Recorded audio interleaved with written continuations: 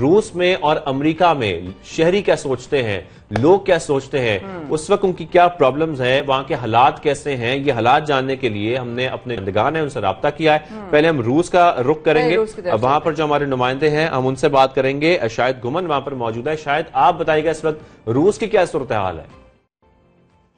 جی بالکل، اس میں کوئی شک نہیں کہ یوکرین تنازع شدت اختیار کر چکا ہے، خطے میں جنگ کے بادل چھائے ہوئے ہیں، روس اپنے سیکیورٹی کے مطالبات پر ڈٹا ہوا ہے۔ روس اور یوکرین کی تنازع کی اصل وجہ بھی یہی ہے کہ روس کو تحفظات ہیں کہ نیٹو روس کی سرحدوں کے قریب آتا جا رہا ہے اور یورپ میں ہتھیار نصب کیے جا رہے ہیں، جس پر روس کا کہنا ہے کہ روس کے یورپ کی سائڈ پر بڑے شہر ماسکو، سینٹ پیٹرزبرگ اور دیگر شہر آسانی سے ہدف بن سکتے ہیں، جبکہ روس کی سب سے بڑی شرط یہ بھی ہے کہ یوکرین کو نیٹو کا حصہ نہ بنایا جائے۔ اس پر روس کے امریکہ اور نیٹو کے ساتھ 3 مذاکرات بھی ہو چکے ہیں، لیکن روس کے مطالبات کو نظر انداز کیا جا رہا ہے۔ روس بار بار یہی کہتا آ رہا ہے کہ وہ یوکرین پر حملہ نہیں کرنا چاہتا، لیکن اس کے باوجود امریکہ، برطانیہ اور یورپ کی جانب سے یہی کہا جا رہا ہے کہ روس یوکرین پر حملہ کر دے گا، جبکہ امریکی صدر جو بائیڈن کی طرف سے حملے کی تاریخیں بھی دی جا رہی ہیں۔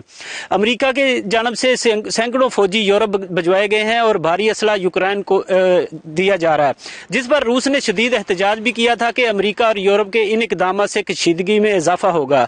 امریکہ، برطانیہ سمیت یورپ کے کئی ممالک نے یوکرین سے اپنے سفارتی عملے کو واپس بلا لیا ہے۔ یوکرینی صدر ولادیمیر زیلنسکی کی کئی بار کہہ چکے ہیں کہ امریکہ اور دیگر ہمارے دوست ممالک سخت بیانات سے گریز کریں۔